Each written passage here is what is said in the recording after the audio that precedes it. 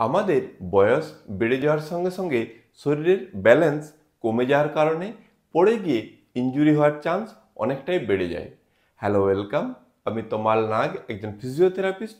আমি আজকে আপনাদের দেখাবো কিছু সহজ টেকনিক, যেগুলো নিয়মিতভাবে প্রতিদিন যদি আপনি 1 থেকে 2 মিনিট করে অভ্যাস করে যান, আপনি আপনার শরীরের ব্যালেন্সকে বাড়িয়ে পড়ে যাওয়ার চান্সকে অনেকটাই কমাতে পারবেন।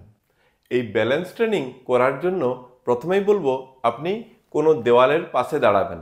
অর্থাৎ আপনি যদি কোনো কারণে ডিসব্যালেন্স হয়ে যান, তাহলে যেন আপনি দেওয়ালে সাপোর্ট নিতে পারেন এবং সামনে কোনো টেবিল বা চেয়ার রাখবেন, যাতে আপনি একটু সাপোর্ট নিতে পারেন। এতে আপনি ডিসব্যালেন্স হয়ে গেলে পড়ে যাওয়ার চান্সকে আটকাতে পারবেন। এরপর বলবো, আমাদের শরীরের ব্যালেন্সকে বাড়ানোর জন্য আমাদের বেস অফ সাপোর্টকে ধীরে ধীরে কমিয়ে আনতে হবে। অর্থাৎ যতটি জায়গা জুড়ে আমাদের পা দুটি অবস্থান করছে, সেই জায়গাকে ধীরে ধীরে ছোট করতে হবে। অর্থাৎ প্রথমে যদি আমরা দুটি পাকে 1 থেকে 1.5 ফুট ফাঁকা করে ব্যায়ামটি শুরু করি, ধীরে ধীরে পাগুলিকে আরও ক্লোজ করতে হবে। কিভাবে করবেন? আপনি প্রথমে দুটি পাকে 1 থেকে 1.5 ফুট দূরত্বে সোজা হয়ে রাখবেন। এরপর হাতে একটি বল নেবেন। এরপর বলটিকে একবার আপনি ডান হাতে ছুঁড়বেন এবং বাঁ হাতে ধরবেন, আবার বাঁ হাতে ছুঁড়বেন, ডান হাতে ধরবেন। এইভাবে মোট 20 থেকে 30 বার অভ্যাস করবেন। এরপর ধীরে ধীরে বেস অফ সাপোর্টকে কমিয়ে আনবেন। অর্থাৎ দুটি পাকে ধীরে ধীরে জড়ো করার চেষ্টা করবেন এবং এই জড়ো করে ব্যালেন্স মেনটেন করার চেষ্টা করবেন। এবং এরপর একই রকমভাবে আপনি আবার বাঁ হাতে বল ছুড়বেন, ডান হাতে ধরবেন, আবার ডান হাতে বল ছুড়বেন, বাঁ হাতে ধরবেন।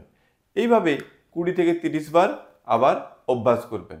এরপর আপনি এই ব্যায়ামটি একই রকমভাবে একটি পাকে পিছনে এবং একটি পাকে ঠিক সামনে রেখে ব্যালেন্স করার চেষ্টা করবেন। এবং এই ব্যালেন্স করা অবস্থাতে আপনি আবার একই রকমভাবে বাঁ হাত দিয়ে বল ছুড়বেন, ডান হাতে ধরবেন, আবার ডান হাত দিয়ে বল ছুড়বেন, বাঁ হাতে ধরবেন। এইভাবে মোট 20 থেকে 30 বার অভ্যাস করবেন। আবার একই রকমভাবে ডান পা পিছনে রাখবেন, বাঁ পা সামনে রাখবেন, ডান হাত দিয়ে বল ছুড়বেন, বাঁ হাতে ধরবেন, বাঁ হাত দিয়ে বল ছুড়বেন, ডান হাতে ধরবেন। এইভাবে মোট 20 থেকে 30 বার করে অভ্যাস করবেন। তাহলে প্রথমে আপনি করবেন, দুটি পাকে 1 থেকে 2 ফুটের মতো ফাঁকা রেখে বলকে একবার বাঁ হাত দিয়ে ছুড়বেন, ডান হাতে ধরবেন, ডান হাত দিয়ে ছুড়বেন, বাঁ হাত দিয়ে ধরবেন। এইভাবে মোট 20 থেকে 30 বার অভ্যাস করবেন। এরপর দুটি পাকে জোড়া করে আপনি প্রথমে দাঁড়িয়ে ব্যালেন্স করার চেষ্টা করবেন। যদি আপনি ব্যালেন্স মেনটেন করতে পারেন, তাহলে বলটি একবার বাঁ হাত থেকে ডান হাতে নেবেন, একবার ডান হাত থেকে বাঁ হাতে নেবেন। এভাবে মোট 20 থেকে 30 বার করে অভ্যাস করবেন। আবার একই রকমভাবে একবার ডান পা সামনে, বাঁ পা পিছনে রেখে ব্যালেন্স করার চেষ্টা করবেন এবং বলকে একবার বাঁ হাত থেকে ডান হাতে, একবার ডান হাত থেকে বাঁ হাতে নেবেন। এভাবে মোট 20 থেকে 30 বার। আবার বাঁ পাকে সামনে এবং ডান পাকে পিছনে রেখে একই রকমভাবে বাঁ হাত থেকে ডান হাতে বল নেবেন, ডান হাত থেকে বাঁ হাতে। এইভাবে এই ব্যায়ামটি আপনি সারাদিনে 2 থেকে 3 বার বা 3 থেকে 4 বার অভ্যাস করতে পারেন। এরপর আপনি সিঙ্গেল লেগ স্ট্যান্ডিং অভ্যাস করবেন।